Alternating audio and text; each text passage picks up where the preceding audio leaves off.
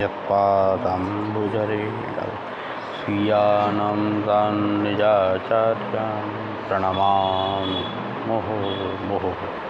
यदनुग्रहतो जन्तुः सर्वदुःखातिगो भवेत्। तमहं सर्वदा वन्दे श्रीमद्वल्लभनन्दनम्।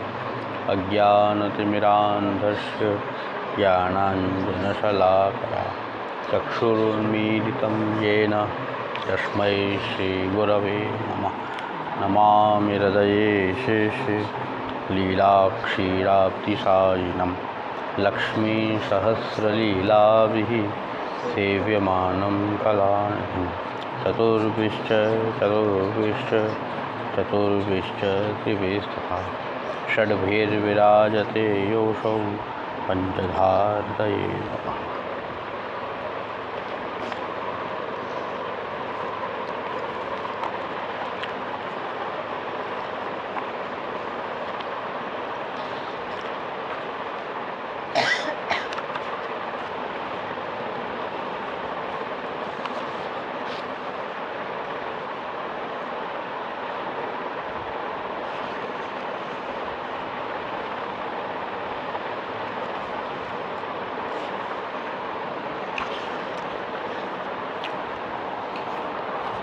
पाछे पूरणमल गयो तब और वैष्णव राजसी कितने ने कही, जो आज्ञा होए तो हम मंदिर समरावें।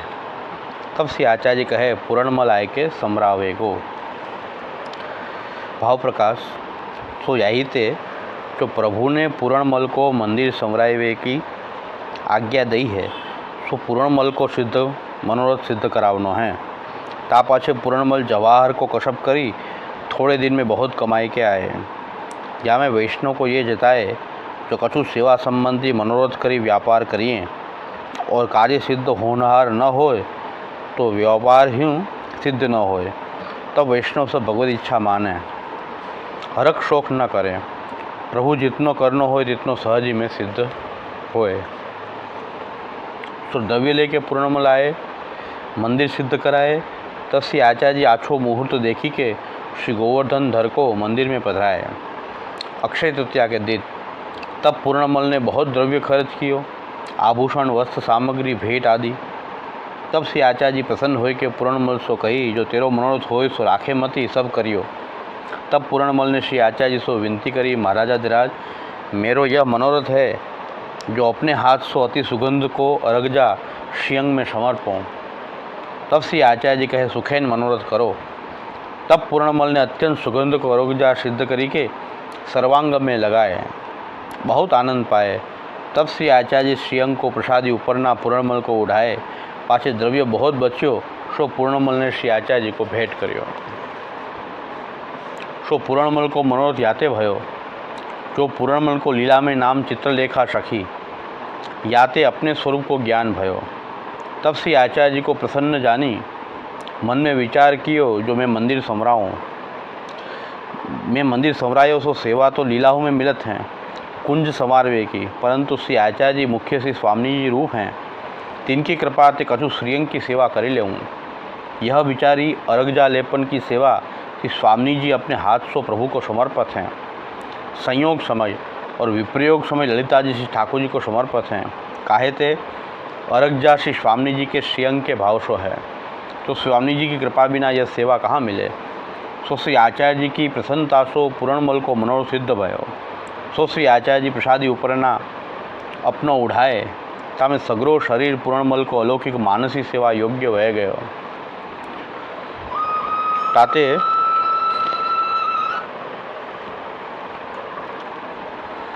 पूरणमल को भगवत सेवा नहीं पधराई, मानसी में मगन भय।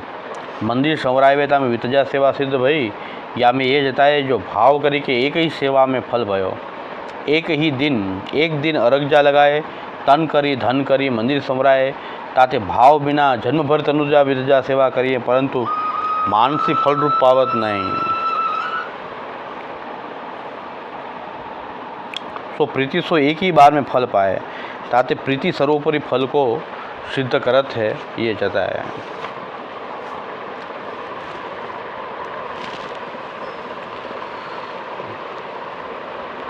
વાર્તાનો મૂળ વિષય અત્યારે આપણો એ છે કે આખી આ સૃષ્ટિ જે છે એ ભગવાને પોતાની લીલાર્થ પ્રકટ કરેલી છે. એટલે કેવલ પોતાના આનંદનું ઉચ્છલન એ જ આ સૃષ્ટિ જે છે. કોઈ પ્રયોજન નથી ભગવાનનું. એટલે આમાં કોઈ નિયમ આપણે ઘડી શકતા નથી કે આમ કેમ. જે થઈ રહ્યું છે એમાંથી આપણે કંઈક શાસ્ત્રાર્થ ગોતી શકીએ. આખી સૃષ્ટિ જે છે એ ભગવાનના આનંદ, એમાં રહેલો જે આનંદ છે એનું ઉચ્છલન માત્ર છે. આપણે જે કાંઈ નામરૂપ કર્મ જે કાંઈ આપણને દેખાઈ રહ્યા છે એ બધા જ નામરૂપ કર્મ પ્રભુએ લીધેલા છે. પણ એમાં આપણને પ્રભુ જ દેખાતા નથી એટલે આપણને લીલા નથી લાગતી. આપણને નામરૂપ કર્મ તો આપણને પણ દેખાઈ રહ્યા છે. જગતમાં જેટલા બધા પદાર્થો છે એનું કંઈક નામ છે, એનું કંઈક કોન્સેપ્ટ છે કે આને આ કહેવાય. નામ એટલે જે આપણે લખીએ છીએ એ નામ નહીં, પણ આ મનુષ્ય છે તો એક મનુષ્યની ઇમેજ આપણી અંદર ઊભેલી છે. કોઈ આ જળ પદાર્થ છે, આ સોફા સેટ છે કે એની કોઈક ઇમેજ બધી આપણા મગજમાં જે ઊભેલી છે એને આપણે નામ કહેવાય છે. શાસ્ત્રીય પરિભાષામાં એ નામ છે. અને એનો જે આકાર જે છે એ રૂપ છે. અને જે કંઈ જેટલા ક્રિયાકલાપો જગતમાં ચાલી રહ્યા છે એ બધું કર્મ છે. નામ, રૂપ અને કર્મ. નામરૂપ કર્મનો અનુભવ તો બધાને થાય છે, પ્રવાહી જીવને પણ થાય છે કે આ બધા નામ, રૂપ અને કર્મ છે એમાં કોઈ ના પાડી શકે એમ નથી. કોઈ નાસ્તિક હોય તોય ના પાડી શકે એમ નથી. પણ જોવાની ખૂબી એ છે કે એ બધું બ્રહ્માત્મક છે. અને બ્રહ્માત્મક છે એટલું જ નહીં, પણ એ ભગવાનના આનંદનું ઉચ્છલન છે, ભગવાનની આ લીલા છે. એવો અનુભવ કરવો એ કોઈ માટે શક્ય નથી, આપણી માટે શક્ય નથી. પણ વિષય એ છે કે ભગવદ લીલાને સમજવી, ભગવદ લીલાને માણવી, અને આપણે ભગવદ લીલામાં જ છીએ એવી અનુભૂતિ આપણને પણ થાય કે આપણે ભગવદ લીલામાં છે. આ બધું ચાલી રહી છે કે ભગવદ લીલા છે. એ પ્રકારનો ભાવ નિરંતર બન્યો રહેવો એ પુષ્ટિ માર્ગનો મૂળભૂત સિદ્ધાંત કહો તો સિદ્ધાંત પુષ્ટિ માર્ગ આપણો મૂળભૂત પાયો આ છે કે ભગવદ લીલા રૂપે સમગ્ર સૃષ્ટિને જોવી, એ ભગવદ લીલાનો અનુભવ કરવો. શ્રી મહાપ્રભુજીએ મંગલાચરણમાં જ ત્રિવિધ લીલા ભગવાનની બતાવી છે. શાસ્ત્રાર્થ પ્રકરણના મંગલાચરણમાં નમો ભગવતે તસ્મૈ કૃષ્ણાયા અદ્ભુત કર્મણે રૂપનામ વિભેદેન જગત ક્રીડતી યો યતઃ યો જગત ભૂત્વા ક્રીડતી યતો જગત ક્રીડતી યહ ક્રીડતી. ત્રણેય પ્રકારની ભગવાનની ક્રીડા છે. યહ ક્રીડતી, યો જગત ભૂત્વા ક્રીડતી, આ ત્રણમાં બધી લીલા આવી ગઈ. એક યહ ક્રીડતી લીલા છે ભગવાનની, જેમાં દિવ્ય નામ રૂપ ધારણ કરીને આત્માનંદ સમુદ્રસ્થમ કૃષ્ણમેવ વિચિંતયેત. એ પ્રકારની એક ભગવાનની જે લીલા છે કે દિવ્ય નામ રૂપ જે સ્વામીજીઓ ને ચંદ્રાવલીજી ને લલિતાજી ને સખીજનો ને ગોપ બાલકો ને નંદરાયજી, યશોદાજી, એ યહ ક્રીડતી, એ તો યહ ક્રીડતી લીલા છે કે એમાં નામ, રૂપ, કર્મ બધા સચ્ચિદાનંદ પૂરેપૂરા એમાં ભરપૂર સચ્ચિદાનંદાત્મક એ નામ, રૂપ અને કર્મ એ પ્રકારની એક ક્રીડા છે ભગવાનની. બીજી ક્રીડા જે છે યો જગત ભૂત્વા ક્રીડતી, આ જગતરૂપ થઈને ભગવાન પણ એક લીલા કરી રહ્યો છે. યો જગત ભૂત્વા ક્રીડતી અને યતો જગત ક્રીડતી. આ ત્રણ પ્રકારની ક્રીડા સમજી જાય તો બધું જ ભગવદ લીલા અંતર્ગત આવી ગયું. છતાંય અનુભવ ન થઈ શકે, આપણું મને માને નહીં, બધી વાત હું ગમે એટલું બોલી ન મળે. ભગવદ લીલા છે એવી અનુભૂતિ કરવા માટે તો શ્રી વલ્લભ શરણ થકી સૌ થઈ પડે છે. એનું શ્રી મહાપ્રભુજીના ચરણારવિંદના આશ્રય સિવાય કોઈ બીજો ઉપાય નથી. આ તો આપણને થોડી ખબર છે એટલે બોલી લે છે એટલું છે. પણ એ લીલાઓની અનુભૂતિ કરીને લીલારૂપ લાગવું ને એ રીતે સમજાવવું એ તો કેવલ મહાપ્રભુજીના ચરણારવિંદના આશ્રય સિવાય શક્ય નથી. શ્રી વલ્લભના કે ચંદ્ર ચરણારવિંદ સબજગ માય અંધેરો. મહાપ્રભુજી એ રીતે લીલાને અનુભવ કરવાવાળા છે ને એમનું ચરણ પકડી લઈએ તો સૂકું વસ્ત્ર જે છે લીલા પાસે રહે તો ભીનું થઈ જાય. લીલામલ શારદાદી કતાખિલ શરીરબ્રત, તો આર્દ્ર જે છે ભીનું કપડું જે છે સૂકા કપડા ઉપર પડે તો એ પણ ભીનું, જેટલી ભીનાશ ગ્રહણ થાય એટલી યથાધિકાર. પૂરેપૂરું એટલું ભીનું થાય કે ન થાય એ સવાલ છે, પણ કાંઈક ભીનાશ આવી જાય એટલે એ લીલાની અનુભૂતિ કરવાની કોઈ ભીનાશ જે છે, જે શ્રી મહાપ્રભુજી તો આખો એ લીલા વિગ્રહ છે સાક્ષાત. અંગ અંગ પ્રતિભાવન કે ભૂષણ વૃંદાવન સંપત્તિ અંગ અંગે.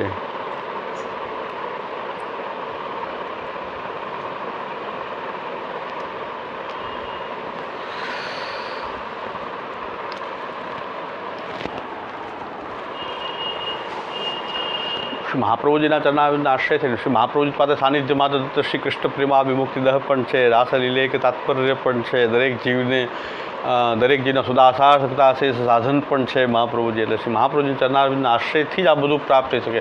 આ જાણ્યું હોય તો ખબર પડે કેટલું અશક્ય છે આપણા માટે, આપણા સાધનોથી બધું કેટલું અશક્ય છે. એટલું તો ભાન થાય, આપણે આપણી ઓકાત આપણને ખબર પડી જાય કે આપણી કેટલી લાયકાત છે, આપણી ક્યાં સુધીની આપણી ઓકાત છે. બધે ગમે એટલો ફાંકો કોઈને ચડી ગયો હોય કે હું બહુ ભગવદી છું, મહાન તાદર્શી છું, કે કોઈ જ્ઞાની છું, કે સાકાર બ્રહ્મવાદી છું, એ બધું આપણું અભિમાન જે છે આ જાણ્યું હોય તો ઓગળી જાય કે ખાલી આપણે વાંચ્યું જ છે એવી અનુભૂતિ કરવાને આપણે લાયક કે પાત્ર નથી. તો એટલું તો ખબર પડે આપણને. પણ આ ત્રણ પ્રકારની ભગવાનની ક્રીડા અને લીલા છે જે શ્રી મહાપ્રભુજી આજ્ઞા કરી છે તે છે એ તો નિશ્ચિત છે. આપણે અનુભૂતિ થાય કે એ આપણા અધિકાર અનુસાર છે, પણ છે એ તો માનવું જ પડશે મહાપ્રભુજીના અનુયાયી તરીકે. જો આપણે શ્રી મહાપ્રભુજીના અનુયાયી છીએ તો આપણા ચિત્તમાં તો એમ થતા પડે કે મહાપ્રભુજીની જે આજ્ઞા છે તો ભગવદ લીલા, અને ભગવદ લીલામાં તો કોઈ દોષ હોવાનો સંભવ જ નથી. ત્યાં તો અસંભાવના, વિપરીત ભાવના આદિ શક્ય જ નથી, કરવી પણ ન જોઈએ. ભગવદ લીલા છે, જગતમાં થઈ રહી છે એમાં કંઈક ભગવદ લીલા છે. લીલાના સ્તર ઉપર તો એ પણ એક લીલા છે. જો જગત ભૂતવા ક્રીડતી છે, અને યતો જગત ક્રીડતી પણ લીલા છે ભગવાનની. કે આપણા બધા જે આપણે સુખ દુઃખનો જે અનુભવ કરીએ છીએ ને એ અહંતા મમતાને કારણે કરી રહ્યા છીએ. અને અહંતા મમતાત્મક જે સૃષ્ટિ છે એ તો મિથ્યા છે, એ યતો જગત ક્રીડતી છે. આપણને બીજા કોઈનું એક્સિડન્ટ થયું હોય તો દુઃખ ન થાય, પણ આપણા પરિવારનું કોઈ થયું હોય તો અત્યંત દુઃખનો અનુભવ થાય છે.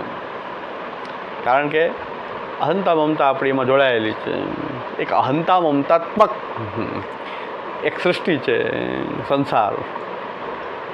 જગતમાં આ ઘરે મારું નથી, દેહ પણ મારો નથી, પણ એમાં આપણે માનું જે બેઠા છીએ એક સૃષ્ટિ તો છે કે આપણે નિરંતર આમાં આપણે જીવીએ છીએ. આ ભ્રમમાં જીવતા હોઈએ છીએ આપણે કે આ દેહ મારો છે, આ ઘર મારો છે, આ પરિવાર મારો છે.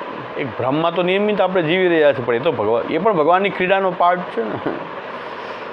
ભગવાનની એ ક્રીડાનો એ પણ એક પાર્ટ, એક ક્રીડા છે આ પ્રકારની. ભગવાન એક સંસાર આસક્ત કરવા તો જ પછી શાસ્ત્ર પ્રણયન તો જ થાય. જો આપણે સંસાર આસક્ત ન થાય તો દેવીજીના ઉદ્ધાર માટે શાસ્ત્રનું પ્રણયન પણ ન થાય. શાસ્ત્ર તો જે અહંતા મમતામાં જે ફસાણા છે એમાંથી બહાર કાઢવા માટે તો શાસ્ત્ર પ્રકટ થયું. વેદાદિ શાસ્ત્ર જો ફસાય જ નહીં તો એનો જો બંધન જ ન હોય તો મુક્તિ જ નથી. તો મુક્તિના શાસ્ત્ર બધા ખોટા થઈ જાય, એનું કોઈ પ્રયોજન નથી. કારણ કે બંધાય તો મુક્તિ થાય. તો ભગવાન કંઈક બાંધી રહ્યા છે અહંતા મમતાથી, તો એની એક શક્તિ છે, અવિદ્યા શક્તિ, ભગવાનની એવી શક્તિ છે.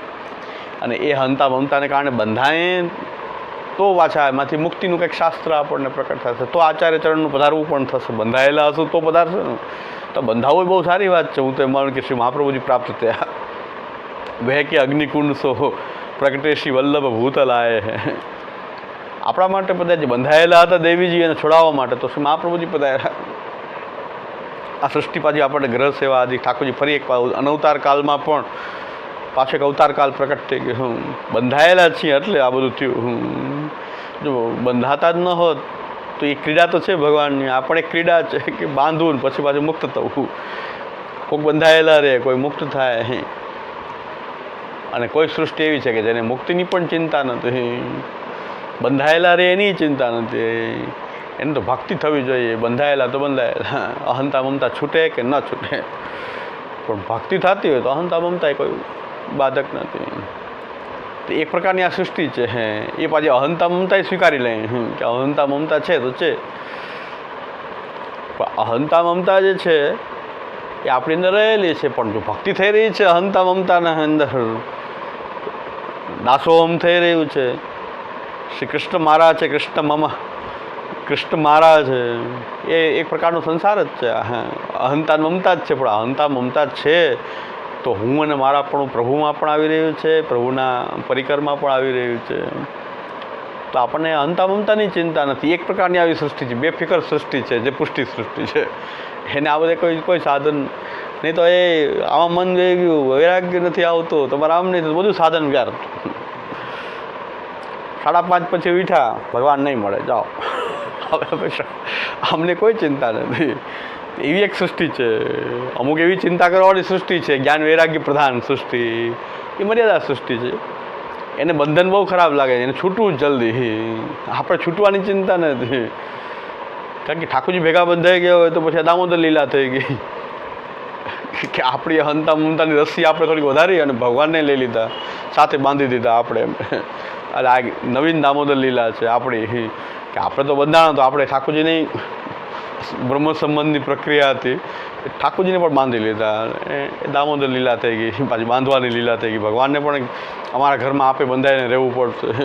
અમે ઘરમાં બંધાયેલા છે, તો આપ પણ વૈકુંઠમાં રહેવે નહીં ચાલે, આપે અમારી સાથે બંધાવવું જશે. તો હવે અમને હંતા મમતાની કોઈ ચિંતા, કારણ કે આપે આ હંતા મમતાની દોરીથી આપ પોતે બંધાઈ ગયા. આજે જે વૈષ્ણવ કહેતા હતા કે ભાઈ ગોકુલમાં એક રૂમનું ભાડું મહિનાનું 5,000 રૂપિયાનું લાઇટ બિલ અલગ. મેં કીધું તો જુનાગઢમાં 3 BHK 7,000 રૂપિયા મળે છે. તો એના કરતાં ગોકુલનો રેટ વધારે છે. 5,000 6,000 રૂપિયા ભાડું એક રૂમનું. ઓડી મળે, એમાં ફ્લેટ તો નહીં. ફ્લેટ તો 20-25 હજારનું ભાડું હશે મને લાગે, જો ફ્લેટ આપે 3 BHK. તો ગોકુલમાં આવી પરિસ્થિતિ. મને કહે ગોકુલવાસ કેમ કરો? મેં કીધું આપણે ગોકુલમાં જ છીએ.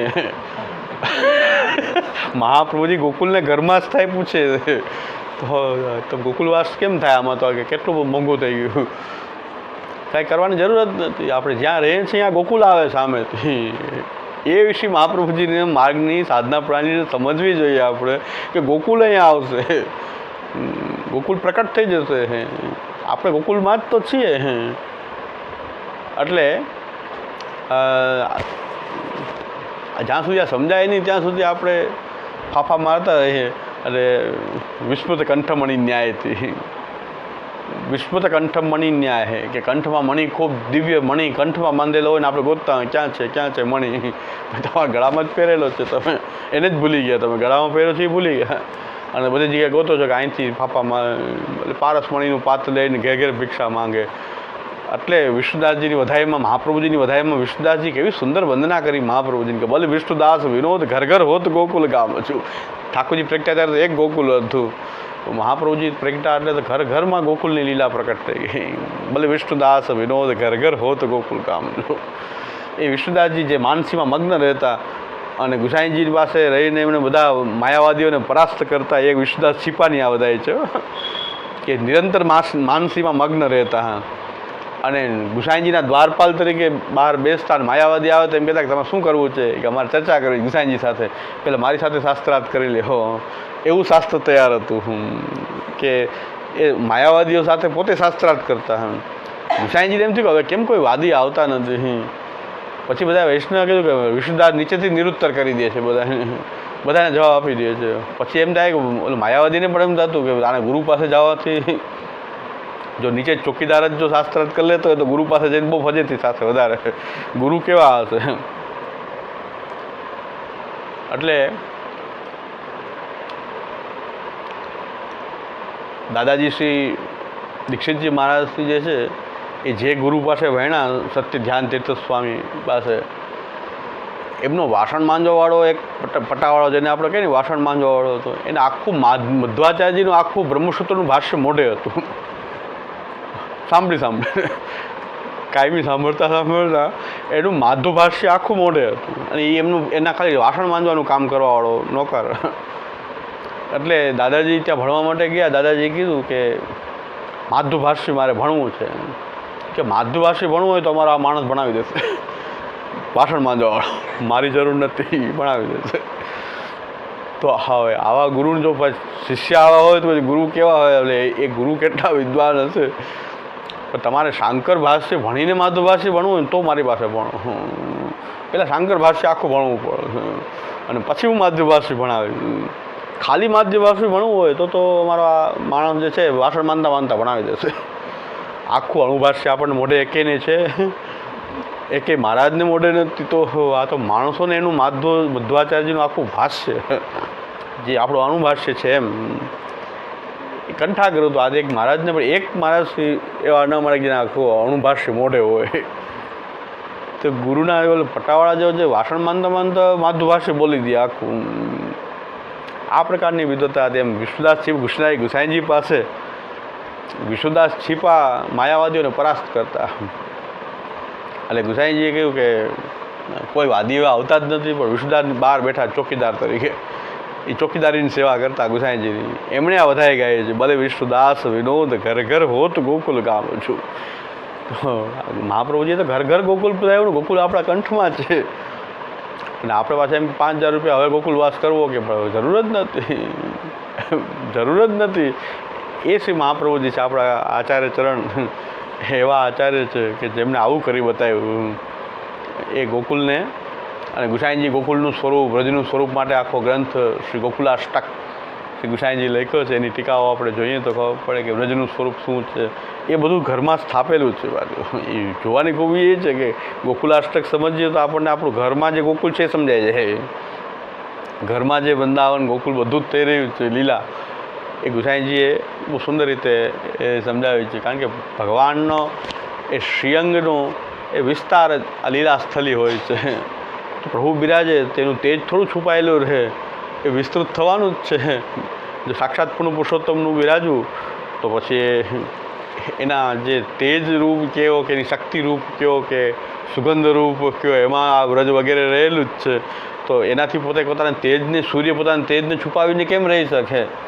એમ ભગવાન બિરાજશે તો એનું તેજ પણ ત્યાં આ વ્રજમંડળના રૂપમાં જ્યાં પ્રકટ થયા વગર રહી કેમ શકે? તો આપણા ઘરની અંદર મહાપ્રભુજીએ સ્થાપી દીધું છે. એટલે આપણો સંસાર પણ આ રીતે. અને હવે અહંતા મમતાની ચિંતા શું કામ કરવી જોઈએ?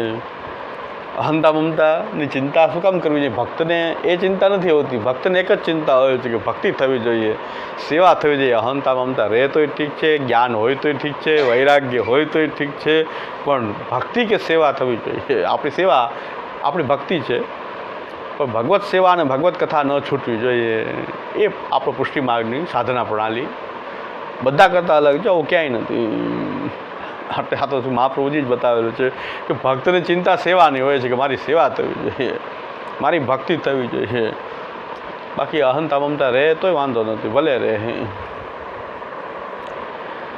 એટલે અહીં જુનાગઢમાં એક વૈષ્ણવ હતા, એમને 20 વર્ષ સુધી તાવ આવ્યો. તેમ તાવ રહે એની કાંઈ ચિંતા નથી, મારે એક દિવસ સેવા ન છૂટતી હોય તો ભલે તું આવ. એ તાવ સાથે વાત કરતા, કાયમ આવતું, ચિંતા મને ચિંતા નથી. કે પણ સેવા સમયે તારે શાંતિ રહી જવું. ઠાકોરજી સેવા થઈ જાય, રાજભોગ થઈ જાય, સેન થઈ જાય, પછી આવી જાય.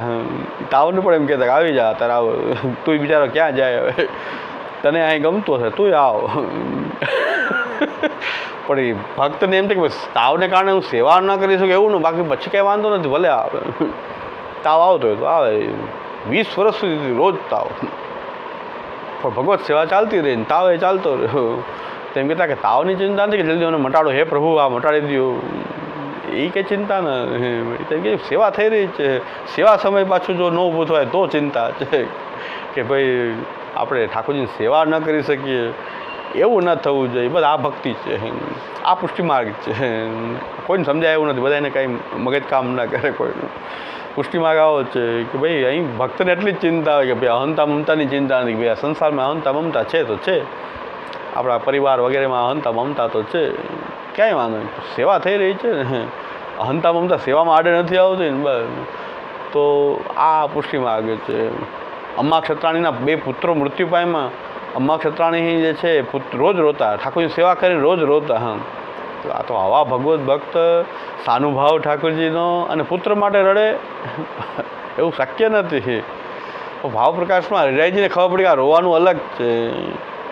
કે ઠાકોરજી જે છે આ 2 પુત્રો સાથે ખેલતા અને એ દર્શન કરતી, એ ઠાકોરજીનું સુખ હવે રહ્યું નહીં. એમ ઠાકોરજીના એ ગોપબાલ જેવા હતા અને એની સાથે ઠાકોરજી ખેલતા અને એનું દર્શન કરતી, એ હવે ગયું, એ રડવું આવી રહ્યું છે. ત્યાં પુત્રના મૃત્યુનો શોક નથી.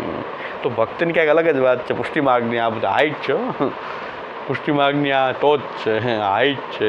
આપણે બધા તો હાય હોમાં નાના વસ્તુમાં હાય હો કરવાવાળા જ છીએ. હું પણ આપણે બધા sailing in the same boat. અંગ્રેજીમાં એમ કહેવાય છે કે we are sailing in the same boat. એટલે આપણે એક જ નાવમાં બધા પથિક છે કે નાની એવી કંઈક આવી જાય તો પણ આપણે ચિંતા દૂર થઈ જાય. આપણે બધા એ જ છીએ. આ તો હાઈટ આ છે પુષ્ટિ માર્ગની કે ભગવદ લીલાની જો આપણને સમજાય કે આ એક ભગવદ લીલા રૂપ છે અને એ દ્રઢ થઈ જાય તો આપણે પણ આ હાઈટ આવી શકે છે. ન આવી શકે એવું નથી, કારણ કે એક એક પગથિયું ચડતા ચડતા ત્યાં પહોંચી શકાય, ન પહોંચી શકાય એવું નથી. કારણ કે મહાપ્રભુજી માર્ગ તો બધા માટે આપ્યો છે, બધા માટે આ જ માર્ગ બતાવ્યો છે. એ ત્યાં સુધી પહોંચી ગયા, આપણે ન પહોંચી શકીએ એવું નથી. શ્રી મહાપ્રભુજીની કૃપાથી, ઠાકોરજીની કૃપાથી આપણે પણ ધીરે ધીરે ધીરે લીલા અવગાહન કરતાં કરતાં આત્માનંદ સમુદ્ર સ્તમ કૃષ્ણમય વિચિંતયે તસ્માત સર્વમ પરિત્યજ્ય નિરુદ્ધૈ સર્વદા ગુણાઃ સદાનંદ પરેર ગયા સચ્ચિદાનંતા તથા. શ્રી મહાપ્રભુજી આનો ઉપાય બીજો કાંઈ નથી, સેવા કથા, સેવા કથા. તસ્માત સર્વમ પરિત્યજ્ય નિરુદ્ધૈ સર્વદા ગુણાઃ સદાનંદ પરેર ગયા સચ્ચિદાનંતા તથા.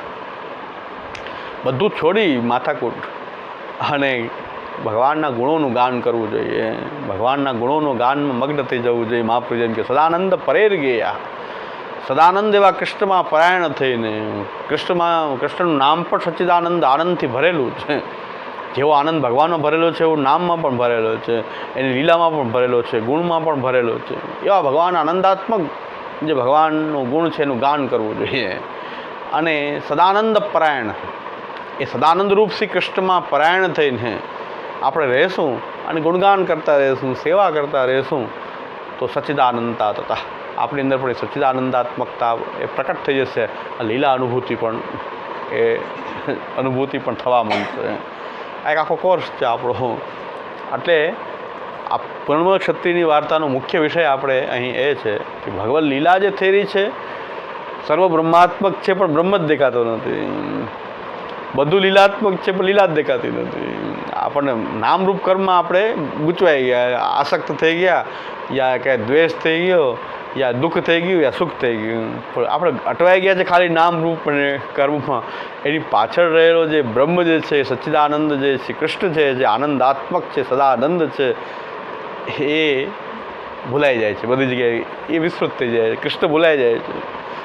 એટલે અહીં શ્યામુદાએ સમજાવ્યું છે કે આ સ્થિતિએ પહોંચવું હોય કે લીલાનો અનુભવ કરવો હોય, આ જગતને પણ એક લીલારૂપ જોવું હોય, તેની માટે આપણી કોઈ ઇન્દ્રિય એવી નથી કે જે લીલારૂપ જોઈ શકે, ભગવાનને જોઈ શકે, લીલાને જોઈ શકે એવી કોઈ દિવ્ય દૃષ્ટિ આપણી પાસે નથી, કે આપણી પાસે એવી કોઈ ઉપકરણ નથી કે જેના દ્વારા આપણે લીલાને જોઈ શકીએ.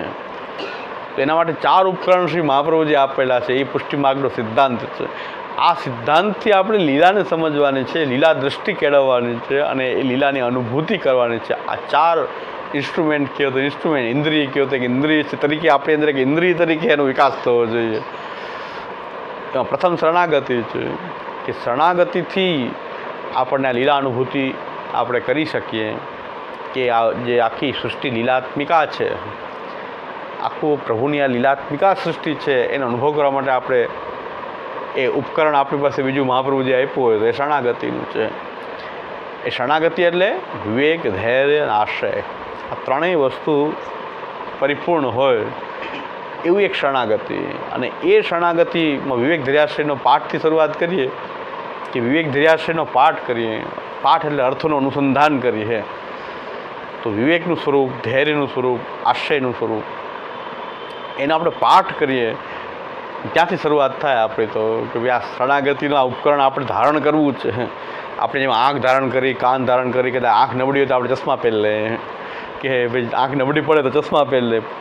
પણ ભગવદ લીલા સમજવા માટે કોઈ ચશ્મા કામમાં નહીં. આ ચશ્મા છે આપણા શરણાગતિ, સમર્પણ, સેવા અને ભક્તિ.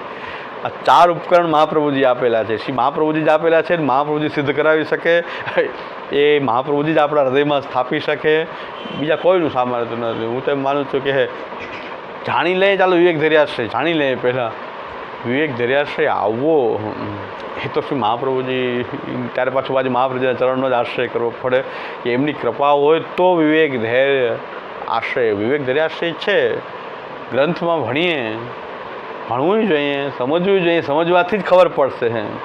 કારણ કે જે સેવાનો આવડી બધી પુસ્તક છે, આપણાથી આમાં કાંઈ બનવાનું નથી તો વાંચ્યું શું કામ? એટલે વાંચતા જ નથી ઘણા લોકો કે આમાં આટલું બધું કંઈ કરવાનું જ નથી. આપણે આવી સેવા તો આપણે કરવાની જ નથી. તો આટલું બધું વાંચવાથી કન્ફ્યુઝ થવું ને બહુ મગજમાં ધારણ કરવું, આ બધું દરેક ગ્રંથોની પરિસ્થિતિ આપણી આવી છે કે આપણે ગ્રંથ જોવામાં આપણને તકલીફ છે. ખાલી આપણે કરી શકીએ ન કરી શકીએ એ બધી પછીની વાત છે, પણ કરવાથી એટલો ફાયદો જ થશે. અધ્યયન કર્યું હશે તો ફાયદો કે વિવેકનું આવું સ્વરૂપ છે. આપણે તો શરણાગતિમાંય બરાબર ચાલવા લાયક નથી. આપણને એવો વહેમ થઈ જાય નહીં તો કે હું કંઈક મહાન કંઈક જ્ઞાતા છું, જ્ઞાની છું, ભક્ત છું, કે તાદૃશી કોઈ ભગવત ભક્ત છું, કે એવો ઘણા વહેમ થઈ જાય છે. ઘણાને હળદરના ગાંઠી ગાંધી ઘણા થઈ જાય ને ઘણા એવો વહેમ ધારણ થઈ જાય. પણ જો આપણે બરાબર અધ્યયન કરીએ તો ખબર પડે કે શરણાગતિ પણ આપણી છે કે ક્યાં. તો મને તો એવું લાગે છે મારામાં કે કીધું શરણાગતિનું ભાવ જ નથી. સમર્પણ ને સેવાની વાત તો શું કરીએ, છતાં ઠાકોરજી સેવા લેતા હોય તો એ ઠાકોરજીનું મહાત્મ્ય જ છે, એનું બળપણ કહેવાય કે એ સેવા માનતા હોય તો.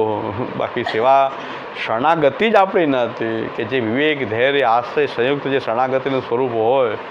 અને શ્રી મહાપ્રભુજી એવી કૃપા કરી છે કે આ વિવેક ધૈર્યાશ્રય કૃષ્ણાશ્રયનો કોઈ પાઠ કરે તો એની શરણાગતિ દ્રઢ થઈ જશે.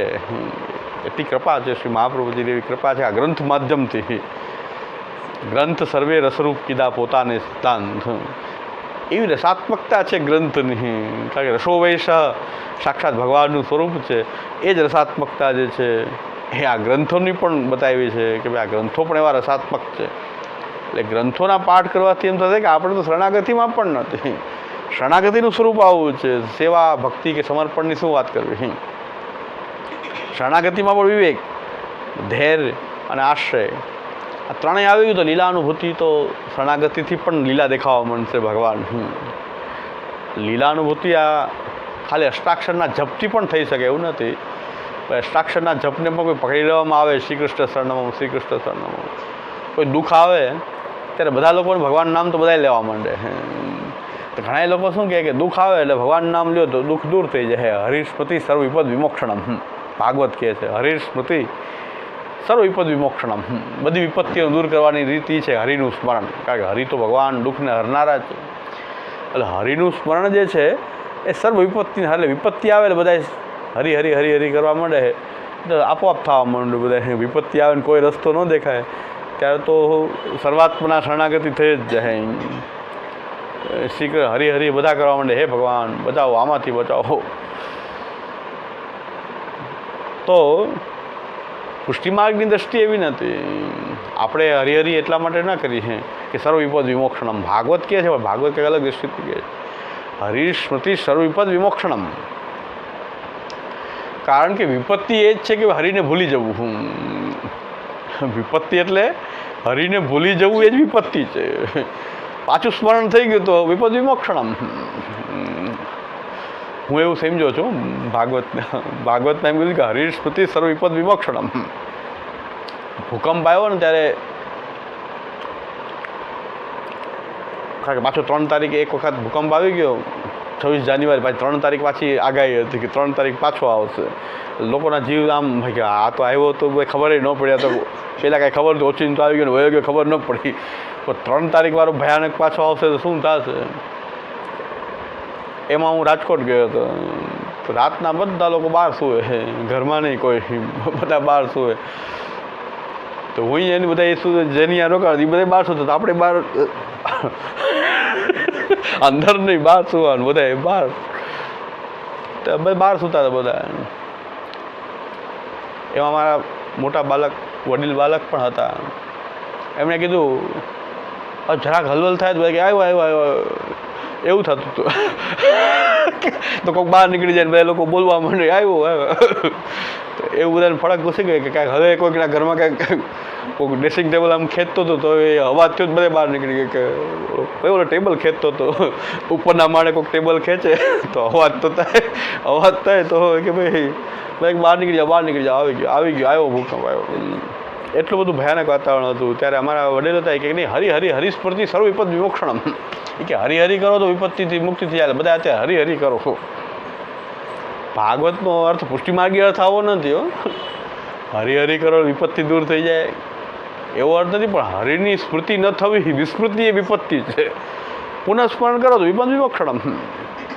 આ બધા દુઃખનું કારણ શું છે? હરિને ભૂલી જવું. એ સર્વ દુઃખોનું કારણ છે. એટલે મહાપ્રભુજી આપણને એમ કીધું ભાઈ અશક્ય હરિરેવાસથી સર્વમ આશ્રય તો ભવે. એસી મહાપ્રભુએ કીધું બધું અશક્ય લાગે ત્યારે ભગવાનનો જ આશ્રય કરવો.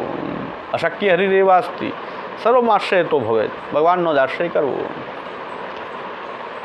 એટલે અશક્ય વસ્તુ સિદ્ધ થઈ જાય એટલા માટે નહીં, પણ હવે કોઈ ઉપાય નથી ત્યારે ભગવાનનો આશ્રય કરો. બહુ ભયમાં એકદમ આમ તેમ દોડાદોડી કરવી એના કરતાં ભગવાનનો આશ્રય કરવો અશક્ય છે. અશક્ય હરિરેવાસથી સર્વમ આશ્રય તો ભવે. પણ અશક્યવા સુશક્યવા સર્વથા શરણમ હરિ. શરણાગતિ તો ખાલી અશક્યમાં જ નહીં, સુશક્ય જે શક્ય છે એમાં પણ ભગવાનનો જ આશ્રય હોવો જોઈએ. પ્રભુ જ કરતા કાર્યતા હરિ જ છે. એટલે આપણે ત્યાં પણ અષ્ટાક્ષર કોઈ વિપત્તિમાં અષ્ટાક્ષર તો આપણે કરીએ છીએ, શ્રી કૃષ્ણ શરણમ તો આપણે કરીએ છીએ, પણ આપણો ભાવ વિપત્તિને દૂર કરવાનો નથી.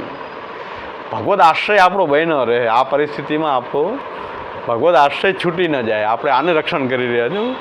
વિપત્તિ તો વિપત્તિ રહેવાની છે, જે થવાનું છે થાય, આશ્રય ન છૂટી જાય એની ચિંતા આપણને હોય. એટલા માટે આપણે શ્રી કૃષ્ણ શરણમાં કરીએ. આપણું મન તો જાય કે ભાઈ વિપત્તિ દૂર થઈ જાય એવું આપણની ઈચ્છા તો હોય. મહાપ્રભુજી કહે છે કે દુઃખ આવે ને તો દુઃખ દૂર થઈ જાય એવી ઈચ્છા આપણને હોય જ છે. કારણ કે મહાપ્રભુજી પણ કહે છે દુઃખ હા નવ તથા પાપે ભયે કામમાં. દુઃખ હા નવ, દુઃખ આવે દૂર થઈ જાય એવી ઈચ્છા તો આપણને હોય જ છે. પણ મહાપ્રભુ કહે છે કે એમાં ભગવદ આશ્રય ન છૂટવો જોઈએ. દુઃખની હાનિ થાય તો આપણી ઈચ્છા હોય તો એમાં કંઈ ખોટું નથી કે આપણે દુઃખી થવા ઈચ્છતા નથી, પણ એમાં ભગવદ આશ્રય છૂટી ન જવો જોઈએ. એવા કોઈ ઉપાય ન અજમાવી લેવા જોઈએ જેથી કરીને ભગવદ આશ્રય છૂટી જાય. આ પુષ્ટિ માર્ગનું જેને કહેવાય ને પહેલું સ્ટેપ છે. આ કેવો દિવ્ય માર્ગ હશે કે આમાં કેમ બધા ચાલી શકે. બધા કે પુષ્ટિ માર્ગની સંખ્યા ઓછી, મેં કીધું ઓછી જ હોય ને. આનું પહેલું સ્ટેપ જ આવું જ છે કે જ્યાં આપણે લૌકિક વસ્તુ માટે અષ્ટાક્ષર નથી લેતા, દુઃખને દૂર કરવા અષ્ટાક્ષર નથી લેતા, પણ આ પરિસ્થિતિમાં ભગવદ આશ્રય ન છૂટી જાય એનું રક્ષણ થવું જોઈએ. રક્ષણીય તથા શ્રયા વિવેક ધૈર્ય સતતમ રક્ષણીય તથા શ્રયા. મહાપ્રભુજીની આજ્ઞા આ થઈ ગઈ કે વિવેક ધૈર્યનું પણ રક્ષણ કરવું જોઈએ ને આશ્રયનું પણ રક્ષણ કરવું જોઈએ. તો આશ્રયનું રક્ષણ કરવા માટે આપણે ત્યાં શ્રી કૃષ્ણ શરણમ કરીએ છીએ.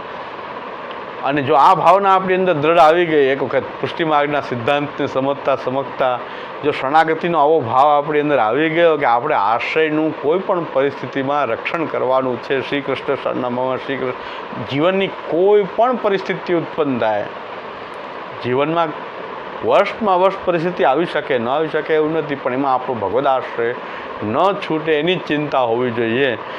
એ પ્રકારની આપણી શરણાગતિ છે. અને જો આવું આપણા મનમાં થઈ ગયું તો ભગવદ લીલાને આપણે અનુરૂપ થઈ ગયા. શરણાગતિથી અનુરૂપ થઈ ગયા. કારણ કે બે વસ્તુ થવાની, સારું થાય યા ખરાબ થાય.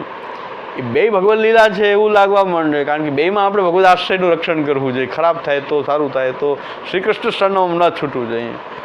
જો આ પ્રકારની શરણાગતિનો ભાવ આવી ગયો તો શું થઈ ગયું, આપણે ભગવદ લીલાને પાછા અનુરૂપ થઈ ગયા અને દરેક ભગવદ લીલામાં આપણે એને અનુરૂપ થઈ ગયા અને ભગવદ લીલાને અનુભવ કરવા માંડ્યા. અને ભગવદ લીલા જે છે એનો અનુભવ થવા માંડે આપણને કે આ બધું ભગવાનની લીલા જ છે. આપણે તો કેવલ શ્રી કૃષ્ણ શરણમ કરવાનું છે. ખાલી આટલું પણ પકડી લીધું આપણે, શ્રી કૃષ્ણ શરણમ. બહુ મહાન વસ્તુ છે. અષ્ટાક્ષર બધા અંધકારમાં એક મોટો મહાપ્રભુજી આપણને એક બ્રહ્માસ્ત્ર આપી દીધું છે.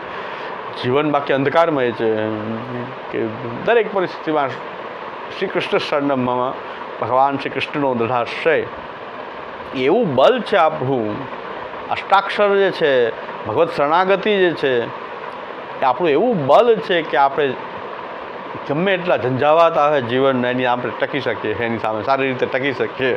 કવચની જેમ આપણે એનું આ એક ઇન્સ્ટ્રુમેન્ટ મહાપ્રભુએ આપેલું છે કે તમે આ ધીરે ધીરે તમે ભગવદ લીલાને સમજી જશો. શરણાગતિ જો દ્રઢ થઈ ગઈ તો વિવેક શરણાગતિ દ્રઢ થઈ ગઈ એનો મતલબ કે વિવેકસ્તુ હરિ સર્વમ નિજેચ્છાતક કરિષ્યતિ પણ આવી ગયું. અને નિજેચ્છાતક કરિષ્યતિ એટલે ભગવાન એની ઈચ્છાથી કરી રહ્યા છે અને એ કોઈક વસ્તુ કંઈ ખરાબ હોઈ શકે જ નહીં. ભગવાન કરે એમાં શું ખરાબ હોઈ શકે? ભલી એ ખેલ વે કી બાન, એમાં કંઈ ખરાબ તો કારણ કે એ તો આનંદનો ઉચ્છલન. એ શરણાગતિથી પણ આપણે ધીરે ધીરે આ ભગવાનની લીલાની અનુભૂતિ કરવાની પાત્રતા આપણી અંદર ઉત્પન્ન એ થઈ શકે છે. એટલે વિવેકસ્તુ હરિ સર્વમ નિજેચ્છાતક કરિષ્યતિ, બધું જ ભગવાન એની ઈચ્છાથી કરે છે. ભગવાન જે કરે છે એ તો પાછું એના આનંદના ઉચ્છલનથી જ કરી રહ્યા છે. ભગવાન કરવાનું કંઈ આપણી જેમ કર્મ થોડું છે, જ્ઞાન ઈચ્છા પ્રયત્નપૂર્વક કોઈ પ્રયોજનપૂર્વક કરાતું કર્મ થોડું છે. આનંદનું ઉચ્છલન છે. એ આનંદનું ઉચ્છલન છે તો એમાં તો આનંદ જ આનંદ હોય. તો વિવેકસ્તુ હરિ સર્વમ નિજેચ્છાતઃ કરિષ્યતિ જો સમજાઈ ગયું તો ભગવદ લીલા સમજાઈ ગઈ કે બધું આનંદનું ઉચ્છલન છે. જે કાંઈ કરી રહ્યો છે ભગવાન એ તો એના આનંદનો જ ઉચ્છલન થઈ રહ્યું છે. બસ એને માનવું જોઈએ, એને ભગવદ લીલા રૂપે સમજવું જોઈએ. અને એનો ધીરે ધીરે પ્રભુ કૃપાથી આપણી અંદર પણ એવી પાત્રતા આવી જાય કે આપણે એને લીલારૂપ માનીને એમાં કોઈ પણ પ્રકારની વિચલિત થયા વગર જીવનમાં જે કંઈ થઈ રહ્યું છે ભગવાનની લીલા છે. સાક્ષીનો ભવતા અખિલા. શરણાગતિમાં આપણે ઘણું બધું વિચાર હજી કરી શકીએ છીએ. એક તો વિવેકની સિદ્ધિ માટે જે 4 ઉપાય બતાવ્યા કે પહેલું પ્રાર્થના ત્યાગ, હઠ ત્યાગ, અભિમાન ત્યાગ અને અનાગ્રહ. આ 4 ઉપાય અજમાવશું તો ધીરે ધીરે આ વિવેકસ્તુ હરિ સર્વમ નિજેચ્છાતઃ કરિષ્યતિ. સર્વમ જે કાંઈ પણ થઈ રહ્યું છે એ સર્વમ નિજેચ્છાતઃ કરિષ્યતિ. એક વસ્તુ નહીં, સર્વમ જે કાંઈ પણ થઈ રહ્યું છે એ નિજેચ્છાતઃ કરિષ્યતિ. અહીંયા અવ્યય પ્રયોગ કર્યો છે. નિજેચ્છાતઃ અવ્યય છે. અવ્યય પ્રયોગ એટલે એમાં કોઈ એ હંમેશા શુદ્ધ જ હોય. અવ્યય, સનાતન, શુદ્ધ, એમાં કોઈ વિકાર ઉત્પન્ન નહીં. બધું એકદમ આનંદાત્મક. ભગવાનની ઈચ્છા તો આનંદાત્મક એ લીલા જ હોય છે. નિજેચ્છાતઃ કરિષ્યતિ તો અવ્યય પ્રયોગ છે ત્યાં વ્યાકરણ દૃષ્ટિએ. તો એનો પણ એ મિનિંગ એ જ થાય છે કે ભગવાનની લીલા તો વિકાર વગરની છે. કોઈ હેતુ વગર, એમાં કોઈ પ્રયોજન કે સિદ્ધિ નથી, કોઈ સ્વાર્થ નથી, કેવળ નિર્વિકાર. ભગવાનની તો એ આનંદાત્મિકા એની લીલા છે. એટલે કરિષ્યતિથી કર્મ આવી ગયું, કર્મ એટલે લીલા આવી ગઈ. એ લીલાનું આનંદાત્મક રૂપ આવી ગયું. તો વિવેકથી જ આપણને ભગવદ લીલા આ બધું જ જે કાંઈ થઈ રહ્યું છે ભગવાન કરી રહ્યો છે, એની ઈચ્છાથી કરી રહ્યો છે. અને એ પ્રભુ લીલાર્થ, આખી સૃષ્ટિ એ લીલાર્થ કરી રહ્યો છે એ વિવેકથી સમજાય છે. કે પણ એ વિવેકને સમજવા માટે પણ આપણને આ વિવેક કેમ આપણી અંદર આવે એના માટે 4 ઉપાય શ્રી મહાપ્રભુજી આપ્યા છે. કે ભાઈ પહેલાં તો પ્રાર્થના કરવાનું છોડી દઈએ. કે ભાઈ પ્રાર્થનાની એક તો હે ભગવાન આ કરી દો, હે ભગવાન આ કરી દો. ભગવાનને બધી ખબર છે, અંતર્યામી છે, એને કોઈ પ્રાર્થનાની આવશ્યકતા નથી. તો પ્રાર્થિત એવા તથા કિમ સ્યાત સ્વામ્યભિપ્રાય સંશયાત. આપણને સ્વામીનો અભિપ્રાય શું છે એમાં સંશય એ આપણે જાણી જ નથી શકતા કે એનો અભિપ્રાય શું છે. તો પ્રાર્થના કરવી ન જોઈએ, પ્રભુ હિત જ કરશે એવો દૃઢ વિશ્વાસ એ રાખવો જોઈએ. શ્રી મહાપ્રભુજી આપણને આવું સ્વરૂપ છે શ્રી મહાપ્રભુજીનું કે મહાપ્રભુજી જ્યારે ભૂતલ ઉપરથી આસુર વ્યામો લીલા કરી ત્યારે પણ એ જ આજ્ઞા કરી, સેવ્ય સ એવ ગોપીશો વિધાસ્યતિ અખિલમ વિના. આપણે તો આપણા ઠાકોરજી શ્રી ગોપીશ પ્રભુ જે આપણા જે ઠાકોરજી જે છે એની સેવા કરવી, નિરંતર સેવા કરવી. એ આપણું જે કાંઈ આપણા હિતનું હશે એ બધું જ એ સિદ્ધ કરશે. આલોક પરલોક બધું જ, આલોકનું પરલોકનું બધું જ. તો વિધાસ્યથી અખિલમ એ આપણું બધું જ સિદ્ધ કરશે. આપણે એમની સેવા કરવી છે, આપણે શરણાગતિમાં રહેવું છે, સેવા કરવી છે, સમર્પણથી રહેવું છે. વિધાસ્યથી અખિલમ હિના એ જે કરશે એમાં આપણું હિત જ હશે. એ શ્રી મહાપ્રભુજી અંતિમ આજ્ઞા આપણી માટે જ લીલામાં પધારતી વખતે આપણને વિશ્વાસ આ દેવડાવ્યો છે કે આવી રીતે રહેજો. પાછળથી ભલામણ કરે ને કે હવે કેમ રહેજો કે સેવ્ય સૈવ ગોપીશો વિધાસ્યથી અખિલમ વિના.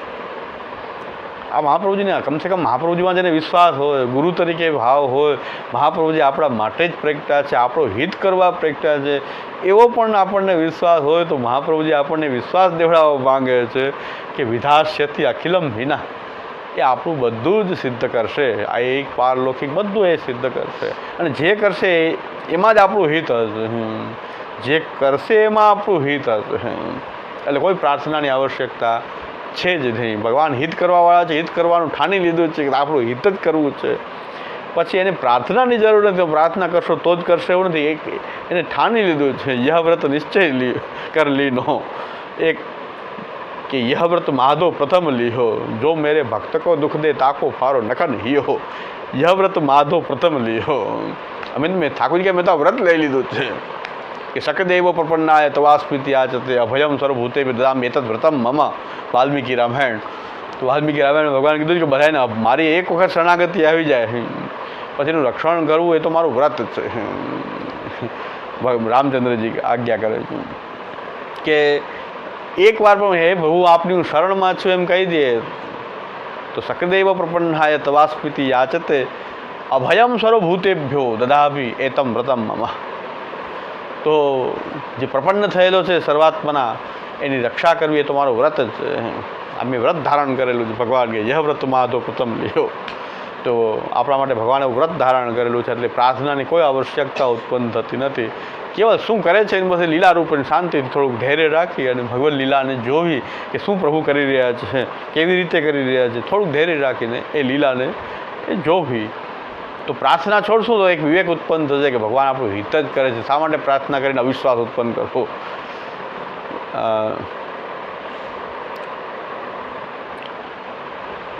બહુ પ્રમાણિક ઓફિસર હોય, કોઈ જે પ્રમાણિક વ્યક્તિ હોય એને તમે ભલામણ કરાવો ને તો એનું વિપરીત પરિણામ આવે.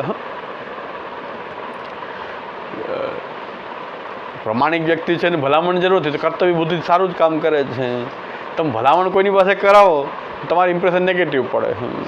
ઘણા એમ કે ભલામણથી કામ થઈ જાય એવું બધા એમ નથી. પછી કરપ્ટેડ હોય તો થઈ જાય, પણ જો કોઈ વ્યક્તિ પોતે જ પવિત્ર વ્યક્તિ હોય તો તમે ભલામણ કરો તો શંકા આવે કે તમે ભલામણ કરાવો છો તો એનો મતલબ કે કાંઈક ગોટાળો કરાવો છો મારી પાસે, તમારામાં કંઈક ખોટ છે, કામ ભલામણ કરાવી રહ્યા છો. ભલામણ કરાવો કે હું તો કામ સારું જ કરવાનો છું. ભલામણ કરવાથી તો વાત બગડી ગઈ કે તમે ઉપરથી કેવડાવ્યું કોઈના દ્વારા તો એનો મતલબ કે હવે શંકાસ્પદ છે તમારું. પ્રમાણિક વ્યક્તિ છે એને ભલામણની જરૂર નથી. એટલે ઉલટું પડી જાય, ભલામણ કરાવવાથી ઉલટું પડે, એમાં વધારે જેમ ભલામણ કરાવે વાત બગડી જાય ઘણી વાર. આ બધા ધ્યાન રાખવું પડે. આપણે કે મારી બહુ લાગવગ છે લગાડી દીધું લાગવગ, બધી જગ્યાએ ન લાગે.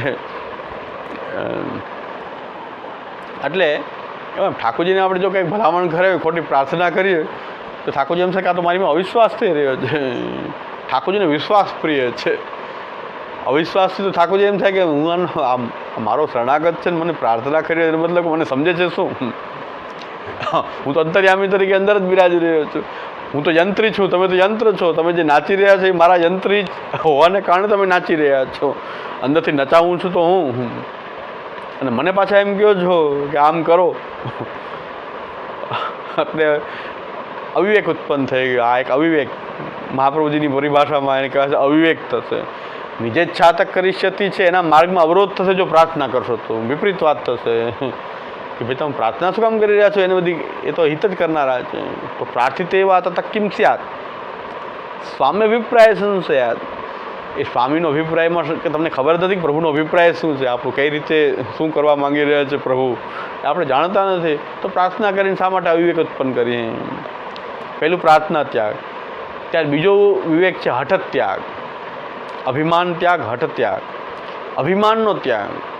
પ્રભુ સિવાય મારું કોઈ હિત કરી શકે એવા અભિમાનની બુદ્ધિ કોઈનામાં રાખવી, એ અભિમાન છોડી દેવું જોઈએ. કેવલ એક જ અભિમાન હોવું જોઈએ. ઢાડીલામ કીર્તનમાં આવે છે કે હમ હરિ કે હરિ હે જુ હમારે સોને લીખજુ કાઢી. હમ હરિ કે હરિ હે જુ હમારે. બસ આના સિવાયનું અભિમાન બીજું કે હું પ્રભુનો છું, પ્રભુ મારા છે, આના સિવાયનો અભિમાન ગ્રહને કારણે થયું ને આજનો દિવસ સારો નથી ને આજનો આ વરસ સારું નથી ને આ ભૂમિ સારી નથી, આ ભૂમિને કારણે આમ થઈ રહ્યું છે ને આ ગ્રહને કારણે આમ થઈ રહ્યું છે. મહાપ્રભુજી કહે છે અભિમાન, આ બધો અવિવેક છે. શરણાગત તરીકે આ બધો અવિવેક છે. સબ ભૂમિ ગોપાલ કી. બધી જગ્યા ભગવાનની છે, બ્રહ્માત્મક છે, બધું જ પ્રભુનું જ છે. એમાં આ સારું કાલ પણ પ્રભુનું સ્વરૂપ છે, કાલ પ્રભુનો અધિકારી છે. એમાં આ સારું છે ને આ ખરાબ છે ને આના કારણે થયું. કાલ ખરાબ સારું એ લીલા છે ભગવાનની. અમુક કાલને સારું ગણ્યો, અમુક કાલને ખરાબ ગણ્યો.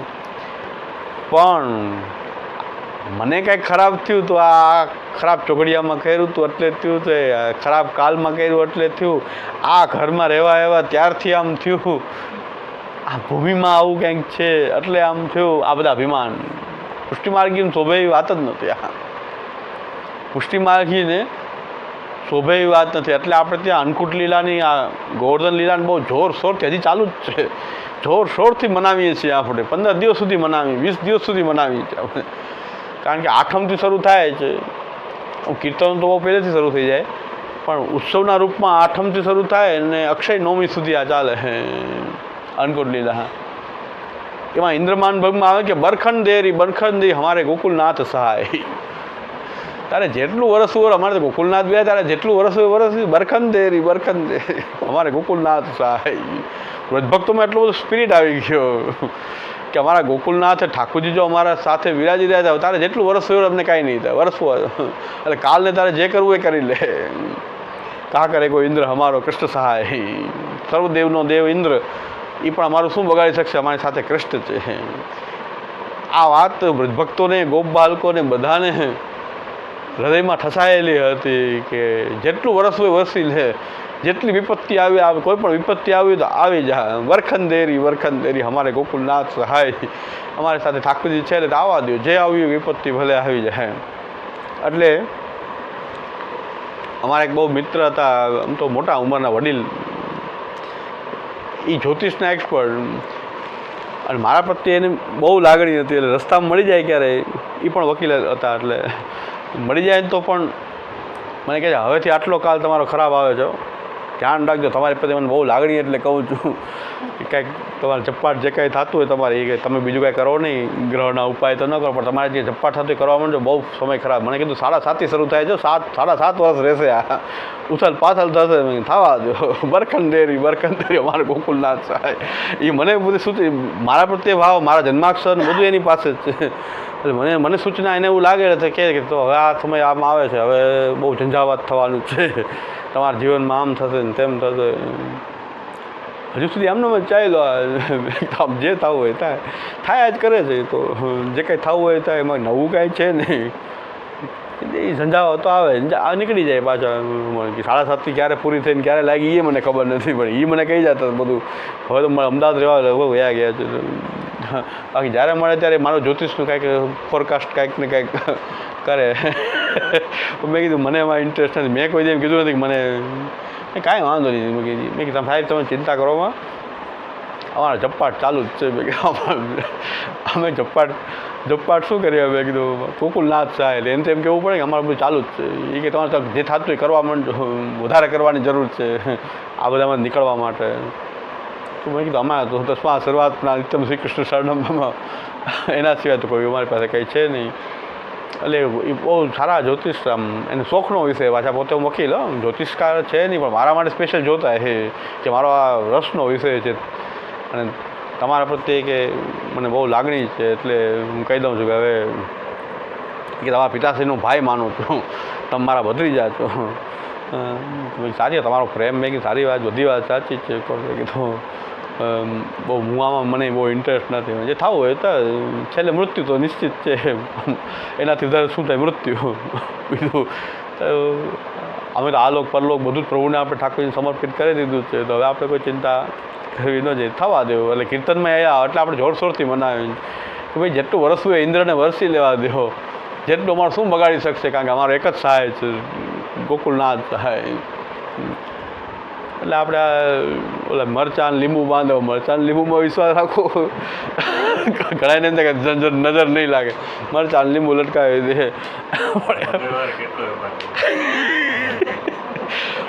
એ બીજા માટે બરાબર છે, પ્રવાહી જીવો માટે બરાબર. ચાલો હવે આપણે મને એ વિચાર આવે દુકાનો માટે દેવા નીકળે એટલો બધો થેલો લઈને. એવું જોતો મેં કીધું જો આને મરચાં લીંબુ વિશ્વાસ એટલો ઠાકોરજીમાં આપણે રાખતા નથી. આને મરચાં લીંબુમાં એટલો વિશ્વાસ છે, કારણ આપણે પ્રભુ ઉપર નથી રાખતા, મરચાં લીંબુમાં એને વિશ્વાસ છે.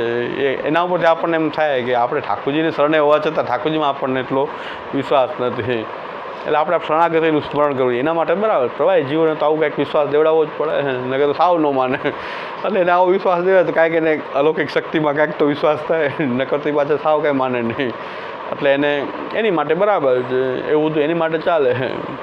આપણી માટે તો કેવલ ગોકુલનાથ સહાય સિવાય બીજો કોઈ ઉપાય આપણે હોવો જ ન જોઈએ. મનમાં અભિમાન આવવું જ ન જોઈએ. આ વિવેક છે, અભિમાન કહેવાય કે આનાથી આ થાય, આનાથી આ થાય, આ દેવતાથી થાય, આ મંત્રથી થાય, આ ક્રિયા કરવાથી થશે, આ ગ્રહથી થશે, આ આનાથી થશે. એ બધું જે છે એ અભિમાન છે. એ અભિમાન છોડી દઈએ તો મહાપ્રભુ કહે ધીરે ધીરે વિવેક તરફ ગતિ કરશો. ક્યાંક વિવેક, ક્યારેક તો આવશે વિવેક. અવિવેક છૂટે તો વિવેક આવે ને. અવિવેક છે આ બધા. અવિવેકને છોડ. આ પુષ્ટિ માર્ગમાં એવું એક દૂષણ ઘુસાડી દીધું બધાએ કે દોષ જોવાનું મહાપ્રભુજી ક્યાંય કીધું જ નથી. ક્યારેય કોઈના દોષ ન જોવો, એમાં જ મરી જાય આપણે. દોષ જોવું હોય તો આપણે એક બહુ મોટી વસ્તુ જ છે કે ભાઈ આપણે કોનાથી સંગ કરવો, કોનાથી બચવું. આ મહાપ્રભુ બધી ત્યાગ કરવાનું કહે છે એ દોષરૂપ તો છે. અભિમાન દોષરૂપ છે, હા પ્રાર્થના દોષરૂપ છે. તો દોષ તો જોઈ રહ્યા છે ને મહાપ્રભુજી, અને એનો ત્યાગ કરવાનું કહે રહ્યા. દોષ જોયા વગર ત્યાગે કેમ કરશો એ તો વાત બનો. દોષ જોયા વગર તો ત્યાગ પણ નહીં કરી શકીએ, બચી નહીં શકીએ. તો મરી જ જવાનો રસ્તો અપનાવી લીધો આપણે, આત્મઘાત અપનાવી લીધો. આ દોષ ન જોવા, દોષ ન જોવા.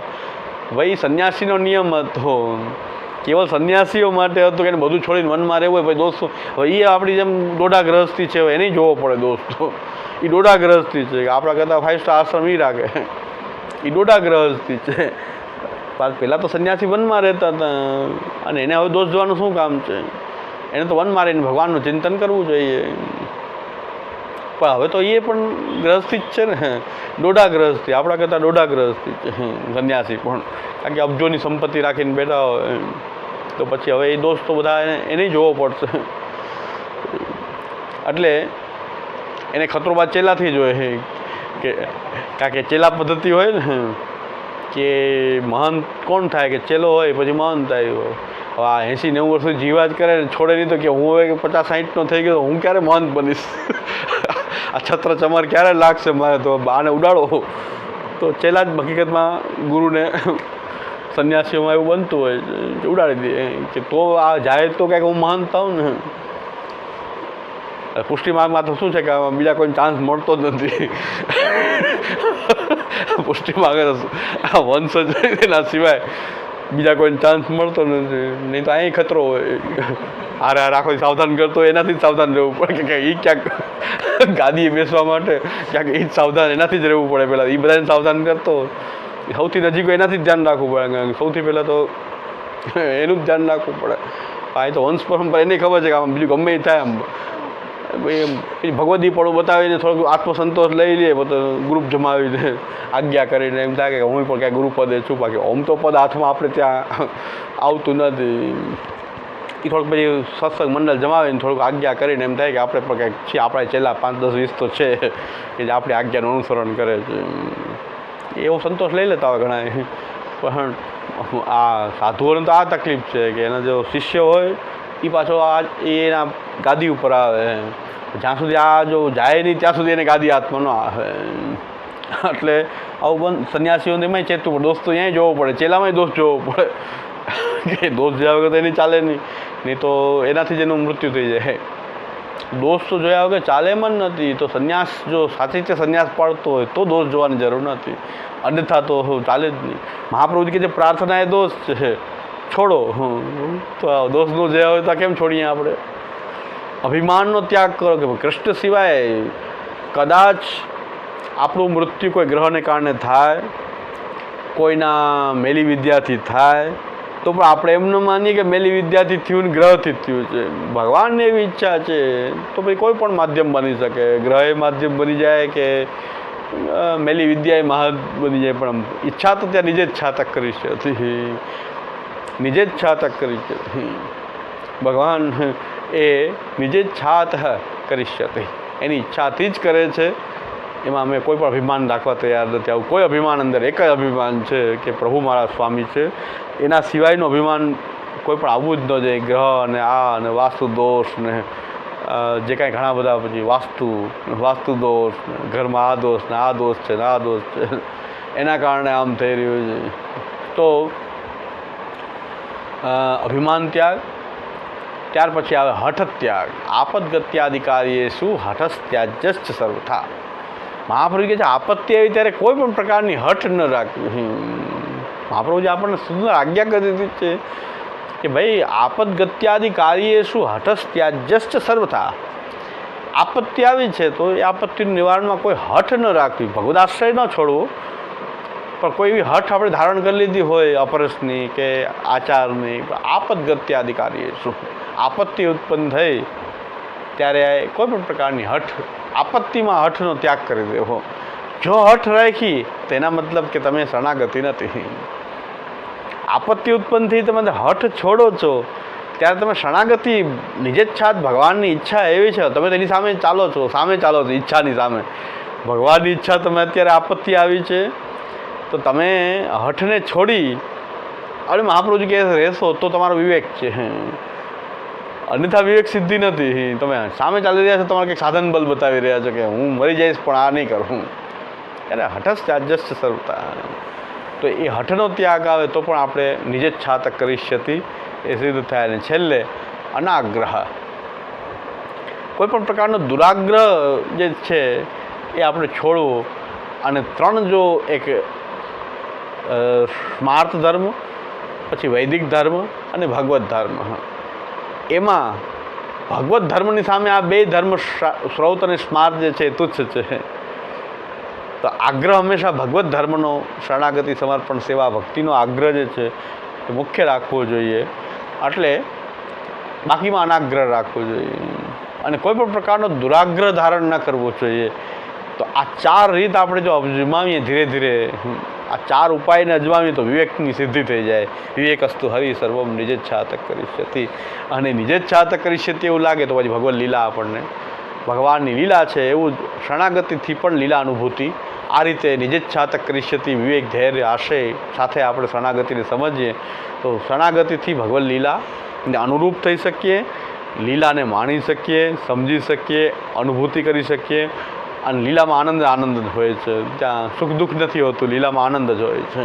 તો એ નિરંતર આપણે એ ભગવત લીલાના આનંદમાં મગ્ન રહી શકીએ.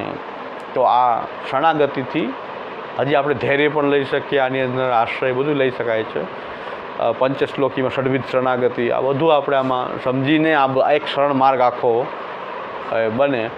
અમે ગયા વખતે હમણાં અમદાવાદમાં જે પ્રવચન કર્યું એમાં પૂરેપૂરું આ શરણ માર્ગનું વિવેક ધૈર્યાશ્રય, કૃષ્ણાશ્રય, આ પંચશ્લોકી અને ગોપીનાથજીનો સપ્તવિધ ભક્તિ માર્ગ, એ બધાનું એક જ સંકલન એક જ પ્રવચનમાં કરીને આખું એક શરણાગતિ અમદાવાદમાં જે શિબિર ગયા વર્ષે થઈ છે 6 મહિના પહેલાં, એમાં પૂરેપૂરું આ એક શરણ માર્ગ આખો બને છે. આ બધી વસ્તુ સમજીએ ત્યારે વિવેક ધૈર્યાશ્રય, કૃષ્ણાશ્રય, પંચશ્લોકી અને સપ્તવિધ ભક્તિ માર્ગ, સાધન દીપિકા, આ બધાથી એક શરણ માર્ગ આખો આપણને સમજાય. અને નિરંતર આ અધ્યયન કરતા રહેવું જોઈએ શરણાગતિનું. તો ધીરે ધીરે શરણાગતિના ધર્મો પણ, કારણ કે મહાપ્રભુજીની વાણી સાક્ષાત શ્રી મહાપ્રભુજીનું સ્વરૂપ છે, અને નિરંતર અધ્યયન કરતા રહેશું તો ધીરે ધીરે આપણા જીવનમાં પણ એ શરણાગતિ આવશે અને શરણાગતિ દ્વારા પણ આપણે ભગવત લીલાને અનુભવ કરી શકીએ. એ આ વિષય છે. એટલે આખો વિસ્તાર હવે નથી કરતા શરણાગતિનું, પણ આના પછી આપણે સમર્પણ લેશું, પછી સેવા લેશું, ભક્તિ લેશું. ચારેય ઉપકરણને થોડા થોડા સમજી લઈએ અને એનાથી આપણે લીલા અનુભૂતિ તરફ કેવી રીતે જઈ શકીએ.